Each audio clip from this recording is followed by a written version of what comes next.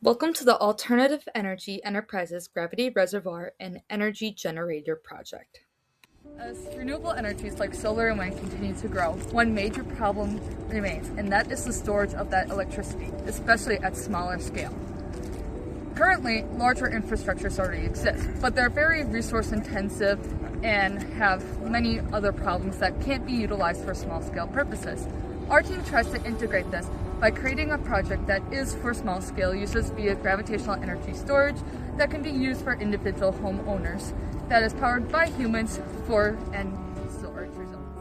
As renewable energy storage is a critical bottleneck in renewable energy adaptation. While batteries dominate today's market, they come with limitations such as cost, material constraints, and degradation over time.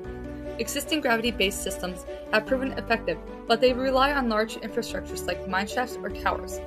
This limits their accessibility for everyday users. Our project addresses this gap by investigating how gravity energy storage can be scaled down for personal or small-scale applications. The goal of the Weight Machine subteam is to develop a small-scale gravity energy storage system that converts human input into stored gravitational potential energy, safely stores that energy, and then converts it back into electrical power. This prototype serves as both a functional system and a data collection platform for future designs. Our system operates by lifting a mass using human efforts, storing energy as gravitational potential energy. When released in a controlled manner, the descending mass drives a generator producing electricity. Key design considerations include mechanical efficiency, safety, and energy conversion performance. We developed and refined the system through simulation, structural analysis, and iterative prototyping. This allows us to identify losses, improve stability, and ensure safe operation under load. Our prototype successfully demonstrates the feasibility of human-powered gravity energy storage. Testing provided valuable data on system efficiency, energy loss, and generator performance.